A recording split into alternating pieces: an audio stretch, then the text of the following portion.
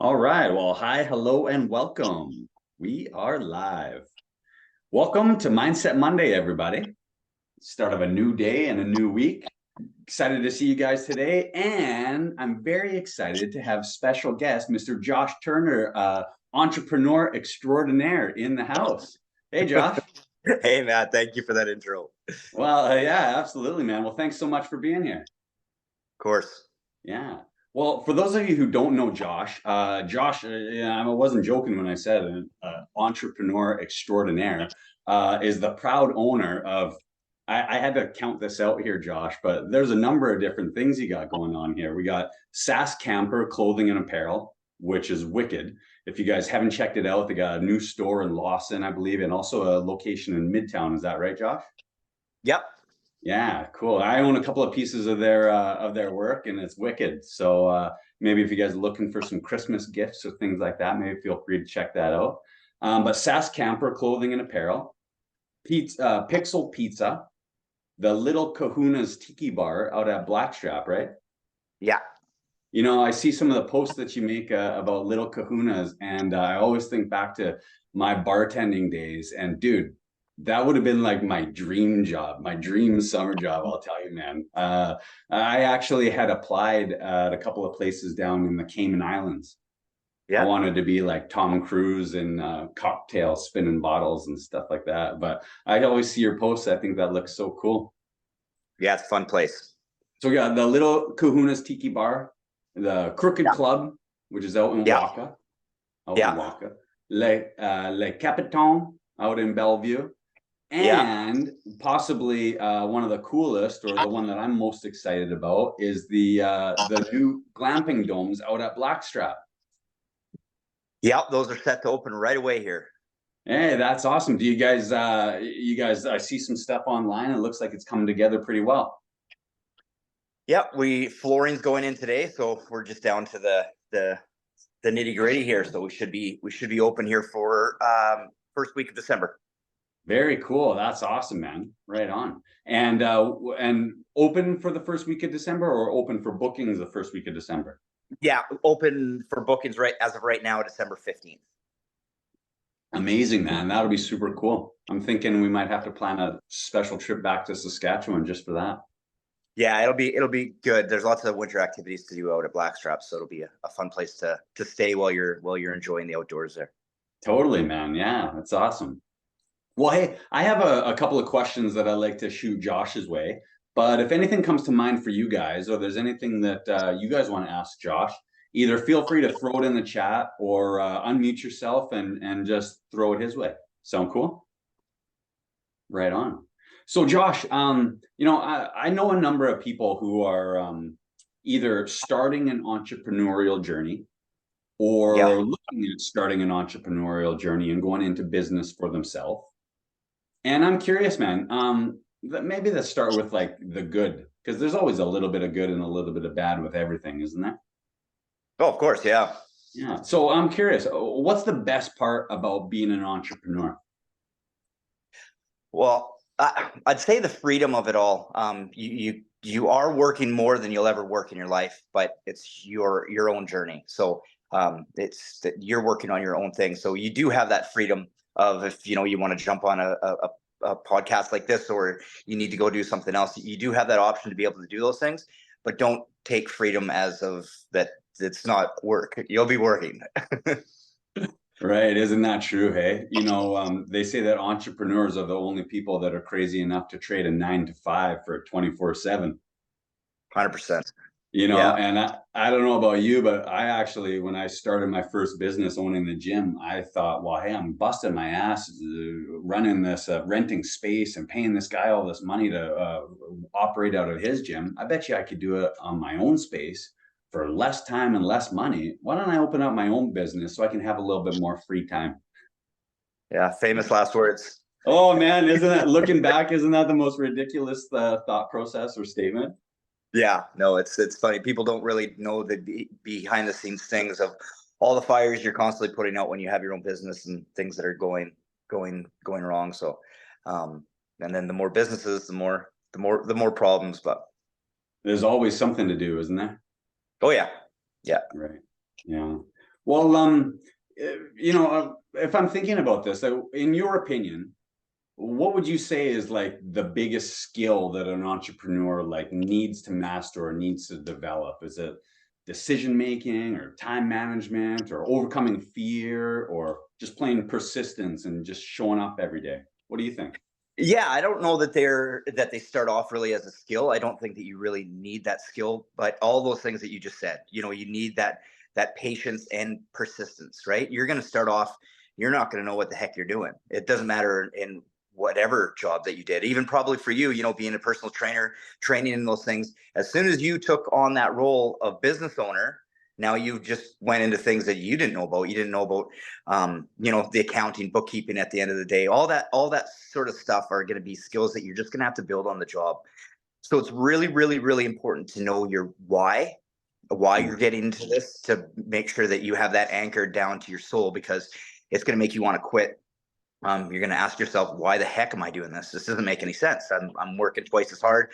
I don't know what I'm doing. I'm behind on my taxes. All these things are going to come up. So you really got to have a strong anchor of why. As you go on throughout the years, you're going to build those skills, but they'll still stay with the same core things. You're going to have to be patient.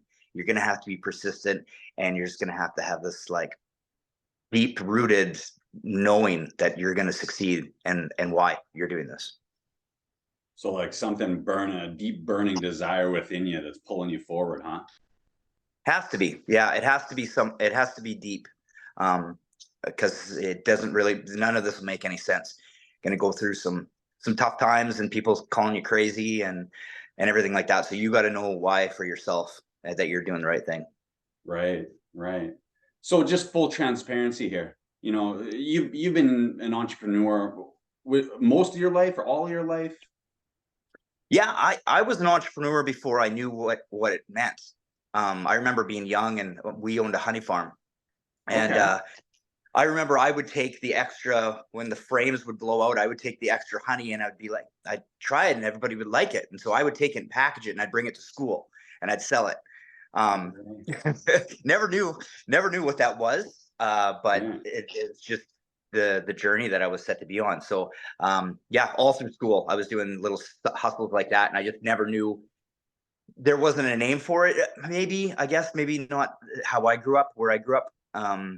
Just wasn't really an option to be an entrepreneur. You could have your own business or something, or you could be a farmer, or you could go to school, or you could work for the Department of Highways. But there was no like be an entrepreneur. Right. That was Yeah. So you just had that innate entrepreneurial spirit even from a young age, huh? Yeah, yeah. I don't know what it was. It was just I never knew what it was called, but that was just always there. Right. We had an interview or a conversation with a man named Peter Northgraves. And Peter Northgraves, similar situation. When he was 7 years old, he was making ice in his parents' deep freeze and bagging it and going around to convenience stores and selling it to convenience stores. And I Love just it. thought that's incredible. Yeah, And, I love it. I wonder to myself sometimes, like whether or not, um, people are born entrepreneurs or whether it's a skill that you can develop too, like leadership. And I think that to a certain extent, maybe it's a little bit of both, that there are some qualities to it that you can develop. And maybe some people have a better knack or more of a knack for it just naturally, and other people need to work at it a little bit more. What are your thoughts on that? Yeah, I think there's a little bit of natural ability that kind of comes from that, but I think it all comes down to work, and really training yourself every day. I think anybody can do that if that's what they want to do. They don't have to be born and be an entrepreneur if that's what you want to start your business, and you're willing to put in the effort and learn and put in that work every day. Then you'll develop those skills. Everybody will develop those skills. Right. Given enough time, enough consistency, enough persistence. Yeah. Right. Cool. Cool. So, you said like the best part about it is like kind of the freedom that comes with it, and being able to kind of be in control of your own schedule and that sort of thing, and have a little bit of more flexibility as to where you're showing up and when and that sort of stuff. What about some of the challenges? Like, what are some of the toughest things about being an entrepreneur? Yeah, it's every day. Like, just there's always fires that come up every day that you've got to deal with. So you've got to be You've got to be on your toes with it, and you got to make sure that, yeah, that you really care about it, because it's gonna get you to the point where you're gonna ask yourself a lot. You're gonna question yourself a lot of why you're doing this and why, you're going through this.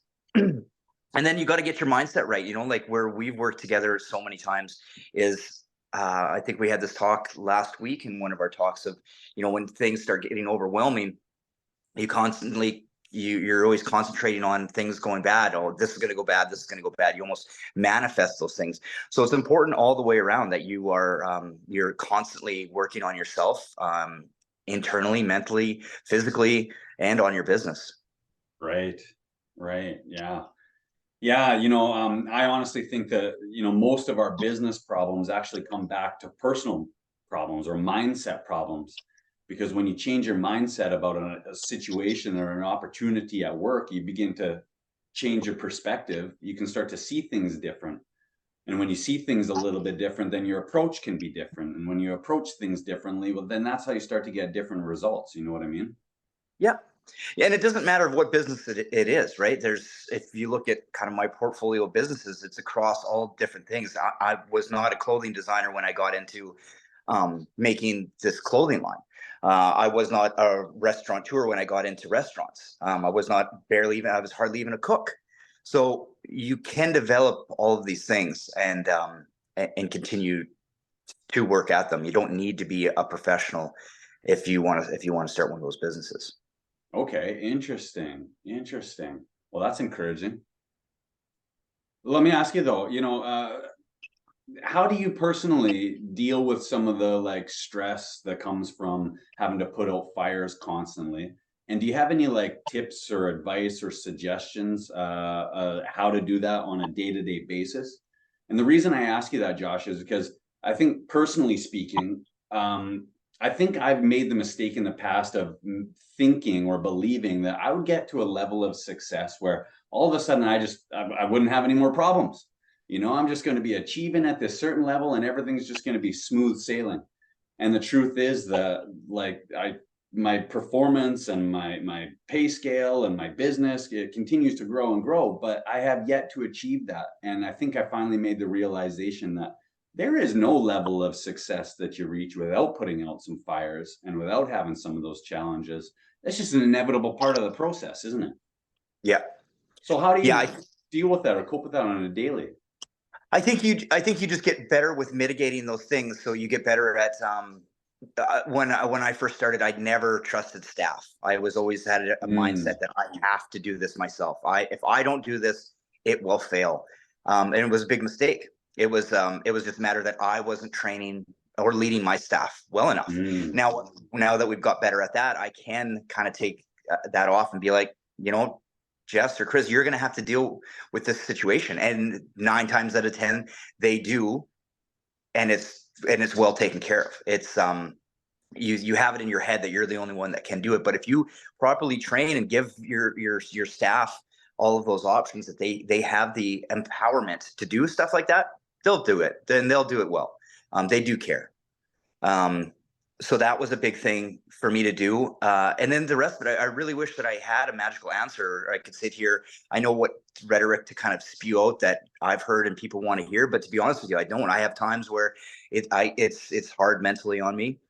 Um, I've found a lot, and you can attest to this. I found a lot of success with, dealing with having a coach like yourself, with helping with some of my problems when I do kind of have those breaks mentally, and then I can have somebody to kind of lean on that part of it, and then get back in there and get back into the fight of things and stuff. So I've found a massive amounts of success, with that. Yeah, being able to get out and just take a little break from it, maybe hit the gym. Music is a big outlet for me. Just putting in some headphones and some hard rock music, and maybe going for a run or something. Just trying to get that outlet, are things that I've found, have been successful, because like you said, this doesn't go away no matter what. No matter how many staff you have, no matter how many people, there's always going to be those fires to put out. So just got to accept them. right, right. Well, hey, there's three things that jumped out at me from that answer, Josh, and I love this. One, was like what you said there at the very end. Part of that's just acceptance. Like accepting the fact that, hey, you know what, to a certain degree, there's always going to be this, kind of problem or challenges in my business, right? The other one is ownership. When I heard you saying that, like, hey, you need to take ownership of the fact that, hey, if an employee or a team member or somebody else kind of drops the ball, it's because I either didn't train them or didn't provide the right tools or didn't give them the feedback that they needed or haven't put them in a position to succeed. Or Yep. maybe I even just screwed up, and I've been guilty of this where I made a mistake in the hiring process. That's the You thing. know? And so acceptance, ownership, and the last thing I heard you say there too was empowerment. And I think that that's something that everybody can relate to. What you said there about like when you start into a business and you start thinking, well, I'm the only one that can do this the right way, and I'm the only one that's going to get this done. We're actually like operating with our hands tied behind our back to a certain degree. And if we're really to succeed or succeed on the next level, we need to be able to kind of let go of control and empower those around us and develop either the team or even just if it's support staff, something like that to help us kind of move forward. Am I right? Oh, for sure. Yeah. Yeah. You Yeah. just have to. It's part of it. Yeah, it's a huge part of it, isn't it? Yeah. Yeah. So I understand you were on Dragon's Den a number of years ago. Is that right? I was. Yeah. Yeah. So tell me, how was that experience for you? And was there anything that was really like memorable about that? Oh, the whole thing. Yeah. So I was on I think it was season 6, Okay. with just like kind of a stupid idea that I had. And I think it was just one of those ones that was like, there's this idiot from Calgary, Alberta, who has this, and they kind of just made fun of it. Whatever. I thought at the time that I had a kind of a cool little shot with this product. What was the And product? I thought, so I created these urinal pads that had a thermochromatic ink, which means it's a ink that disappears when the temperature changes, i.e. you pee on them. So it'd be Right. something like have like for Kevin O'Leary, I made a big bag of money, right? And it was Okay. a black when you spray the water on it, it turned into a bag of money. Then you could have something like, this beer, thanks for recycling your 016. Go grab another one from your bartender, stuff like that. Cool. Funny little guy potty humor. So I kind of had it in my head. I worked on it like when I took a marketing course, and it was kind of a joke in the back of my head. And I was sitting around. I was a flight attendant at the time for WestJet, and I was sitting around, and I saw that they had asked. They were like looking for submissions for Dragon's Den, so just joking around.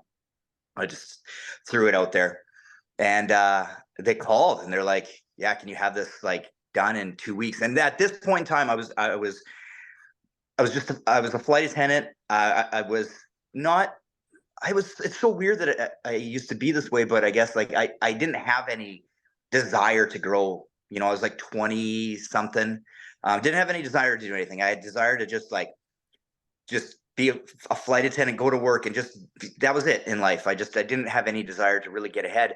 And when I applied for this, I wasn't an entrepreneur by any means. I never thought about it. I never read any business books. They said, "Can you get ready in 2 weeks?"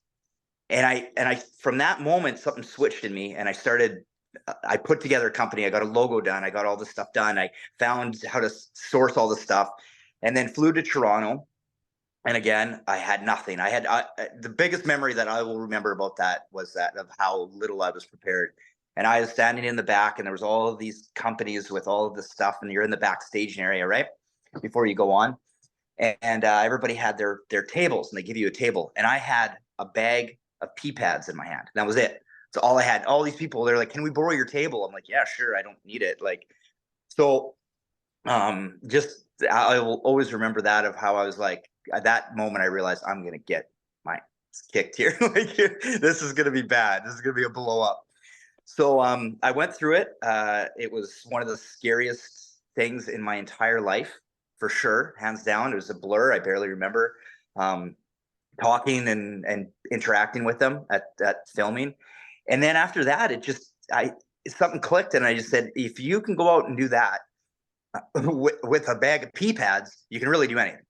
So if you can go pitch to Kevin O'Leary and you're holding just a Ziploc bag of pee pads, what's to be scared of? in business. So that's really switched something for me. I didn't get a deal. I crashed and burned.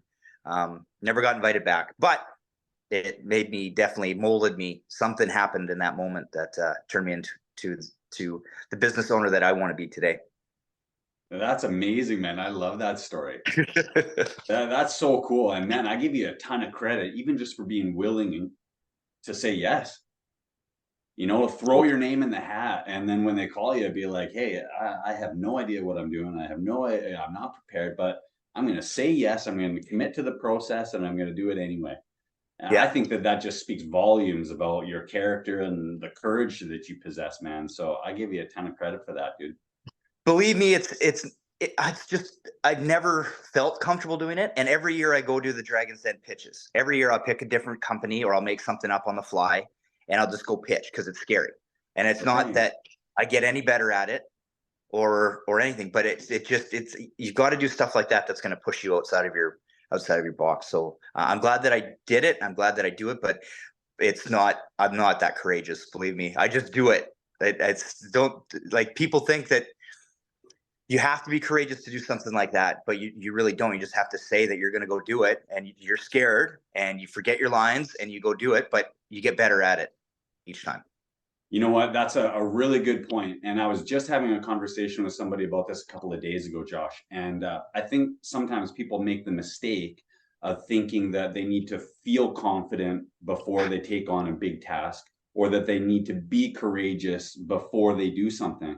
And man, I'll tell you, there have been times in my life where, kind of similar to what you're describing there, one in particular comes to mind where I had agreed to go and speak to a boardroom full of professionals and CEOs and business type people. And they were flying me out to this meeting. And on the drive to the airport, I was saying to myself, oh man, I sure hope I catch a flat tire right now. Like Yep. maybe my flight will be canceled. Part of me even thought, I mean, I should just call up these people and be like, you know what? It's not happening. Take your money back. I don't want to do this. Like, sorry, done deal. That fear was very real. Yeah. And it wasn't until after the fact, when I walked out of that boardroom, that I was like strutting and on cloud nine. And I thought to myself, man, it's after the fact. It's once you're through that's what really, like, you know, where you get forged in fire kind of thing. That's where you build your strength. That's where you build your resilience. That's where you develop courage and confidence, is through that process. Yeah. You can't do it beforehand. You know what I mean? No. No, it is something about the growth that you'll find after that. After you go and you push yourself to do stuff like it. It's funny, to hear somebody as confident as you, and people say that about me all the time too. Is like, oh, you're so brave to go start all these business. No, I'm scared shitless, like all the time. But I don't know if it's the persona. I don't try to. I happily tell anybody before I go do any of these always enter these pitch competitions and say the exact same thing right before. Like, what the heck am I doing? Why don't I just quit? Why don't I just like say I'm sick, or go like, yeah, got in a car accident. Sorry, there's nothing you can do, every single time. And I still do them. So yeah. Well, you know what? I think that's really refreshing to hear, to be honest with you, because, especially in today's day and age with Instagram and TikTok, and Yeah. you see all these people who seem to be influencers that are winning big, and everybody seems like they got it all figured out. So I know personally that I still struggle with things like, well, imposter syndrome. I still struggle with a lack of self-confidence. I still struggle with days where I wonder, what the heck am I even doing? Yep. And to hear you say something like that too, I think is really encouraging. It's honest, isn't it? Yeah. Yeah. It's 100%. Yeah, I think that's really refreshing, Josh. So I appreciate you, kind of sharing that today. And I think that would be a mistake to think that people, even in your shoes, don't experience some of that to a degree. Yeah. No, for sure. It's people do realize that if you are afraid and you're starting out and stuff like that, doesn't get any better. You're gonna keep being afraid. It's how you harness that and work through it and grow through that. So Right, don't be afraid to be 100%. afraid. Don't be afraid to what? To be afraid. Right, don't be afraid to be afraid. Right. Hey, that's good, man. I like that. Yeah. So real quick here, what would you say that your relationship with failure is? And if you're like, it sounds to me like you've kind of like shifted or changed your relationship with fear, and it's something that you acknowledge but do anyway. Where are you at when it comes to like failure? Is that a thing, or do you see that as part of the process? Don't give a shit. Don't give a shit. Oh, I No, love that. about uh failure. Yeah, I don't know. I don't think anything is a failure with business and with growth and stuff like that. Shit, I'd like if you wanted to break it down to failure, it happens to be all the time. Probably like more than most, because I'm always putting myself out there in silly things that I shouldn't be. You know, I go to these pitch competitions, or always enter myself in, never win, like never, always like last place, or just don't get accepted, or the business doesn't even get mentioned. And I just continuously do that. I continuously put myself through that for years and years and years. Every contest pitch thing that I can go do, I go do, and I don't think I've ever won any of them. But I don't look at it like that. It's all just about growth and getting better, getting your name out there, more marketing. I think I said this to you one time before, where I'm not afraid anymore. You could take absolutely everything away from me, and I'd have it back up in a month. Like if for whatever reason you could take all of the SaaS camper away, like for whatever reason, just it's all gone. No, you are unable to sell bunny hugs anymore. And I would Right. start up something. I have that much confidence in myself and my failures that I could just go start it up again.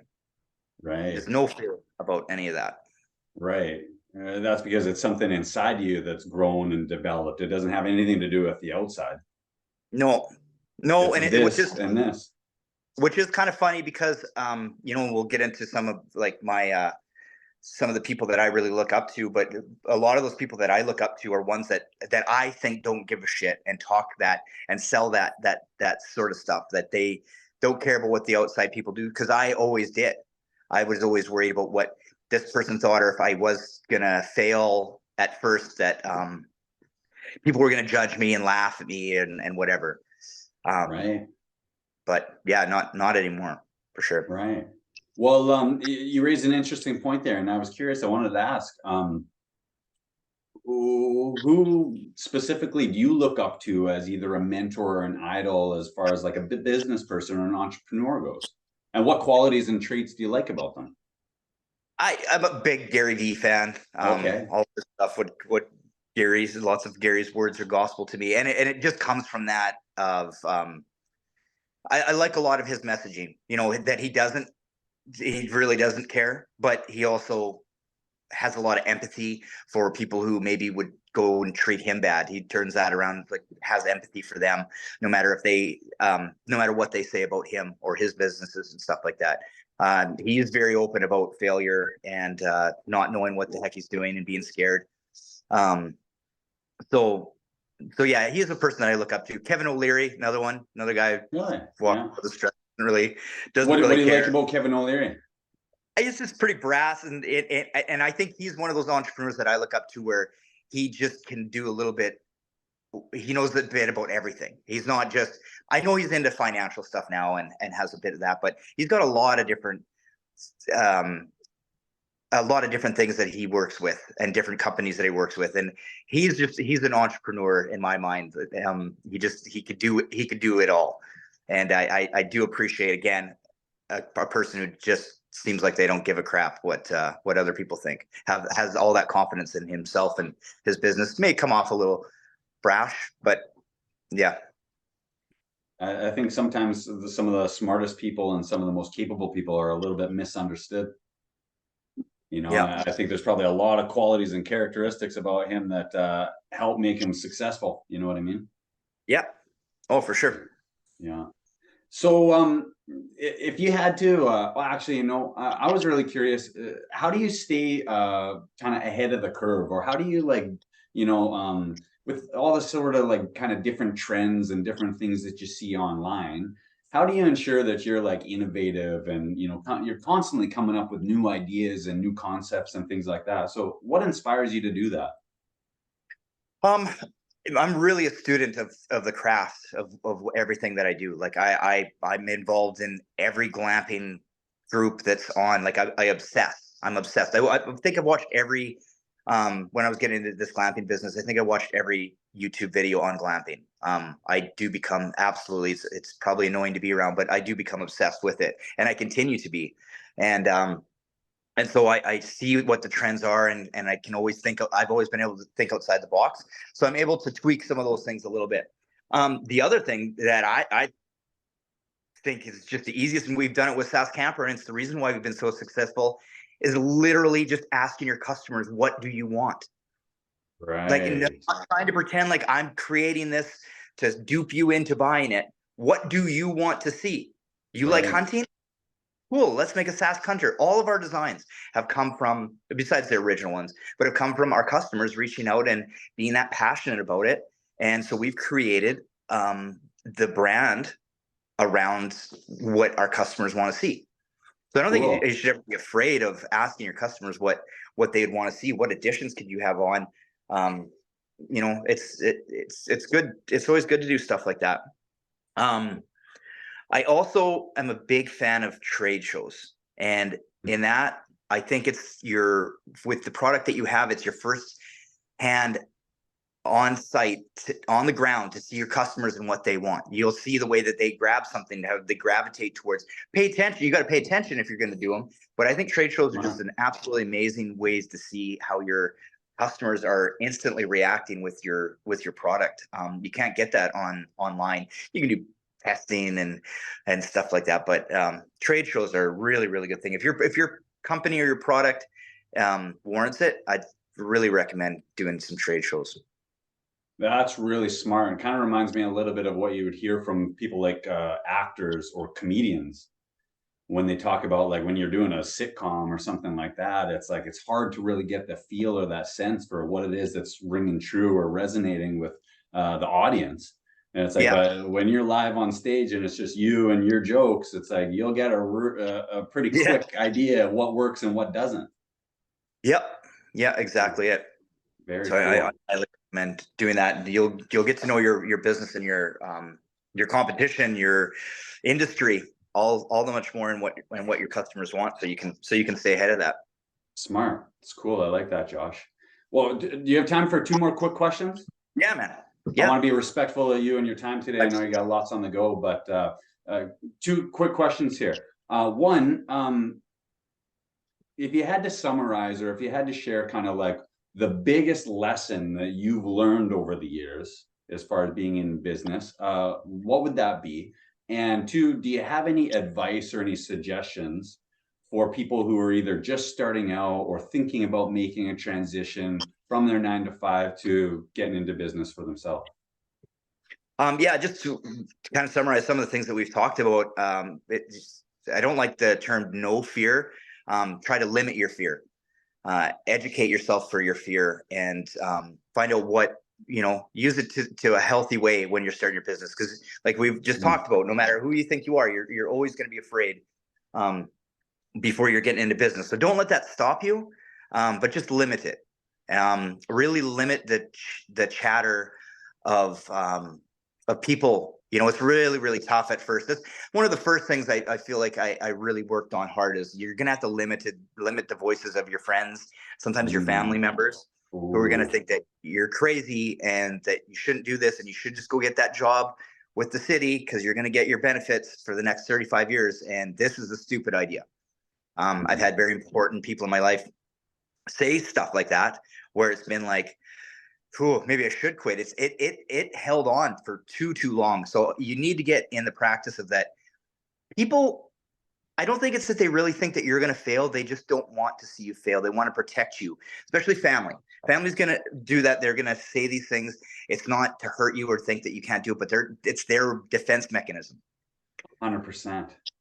And then the other side of it is where there's going to be friends, I use that loosely, that want to see you fail because they're not doing shit. So they don't want you climbing up here. They want to see everybody stay in that same little pecking order. So they're truly going to want to see you fail. So you're going to have to limit yourself with that. Family, try not to take it to heart. It's that they just don't want to see you get hurt. So those are really two really, really important things for starting out, is limit your fear, but still use it. Patience and persistence. Okay, Gary Vee talks a lot about patience. You think when you start this business, like you see stuff on Instagram, these guys are blowing up and all that stuff. Believe me, it takes time and grind and grind and time. So much of it that you're going to go through phases, and it'll be like, oh, if you ever seen that map of an entrepreneur's life, oh, I made it, oh my god, it's so good, oh no, I'm going to quit, oh, look at me, I'm going to be, and it's going through barbed wire and all that stuff, and there's not a more true statement in that. So be patient, enjoy the journey. Like the whole thing is going to be a journey. So don't think of it so much like you're going to celebrate when you get here, because you'll never be celebrating. Celebrate all these little things. That would be a piece of advice that I really wish I could take myself a little bit more. And then what did I have for another big tip that I tell everybody, and I really did this and I saw it work amazing. When you're starting your business, do something tangible, one tangible thing every day. No matter what, if it's not your full-time thing, but just your side hustle, one tangible thing. Now, something like that might be, say you've got a part that you want to sell. That would be getting a hold of the parts person at Parts Source. That would be making a call. That would be trying to find a trade show. Has to be something tangible that you do to propel your business to move forward every single day. And you'll see amazing results. I promise you. Right. Just doing something. It almost like doesn't matter what, but taking some action that you can cross off your list, as far as putting your brand out there or reaching out to somebody or doing something to start to kind of like create a little bit more awareness. Is that right? Yep. And it has to be a little deeper than, say, just a social media post. You know, those are the obvious things that you should be doing at all times. But there has to be something tangible that you do for your company. Right. Yeah. I love that, Josh. I really appreciate what you said there about using your fear. Like, you know, it's not about not having fear. It's about recognizing the fear, doing it anyway, and maybe even using that fear. And, you know, I oftentimes say that, you know, people talk about good emotions and bad emotions, and that's maybe not accurate, that all of those emotions are warranted. They're part of the human experience, right? Yeah. Some are probably a little bit more preferred than others, but a little bit of fear isn't necessarily a bad thing. And sometimes it can be the fire that's lit under your butt that you need in order to start to, take that action or do that thing that you might not otherwise do. It might be a little bit too easy not to, you know what I mean? Yeah, no, for sure. Yeah. Well, hey, Josh, I just want to say thank you again for being here today. It's always a pleasure to connect with you, but you got a wealth of wisdom and decades of experience, and I'm sure that people were able to pick out more than a few gems from you today. So I certainly appreciate you joining us today, and I always look forward to connecting with you, brother. Oh man, I appreciate it, and I appreciate all that you do for your clients and for the industry itself, and stuff like this, putting this together for everybody to learn more from. So I appreciate you and commend you as well. Very cool. Well, hey, I'm going to be looking forward to these glamping resorts. Looks awesome, man. And yeah, I'm really excited for you and Sass Camper and everything that you got going on. So keep up the great work, dude. And I look forward to connecting with you again soon. Hey, buddy. Okay, thanks so much. We'll chat soon. Take care, everybody. Bye, Have a wonderful day.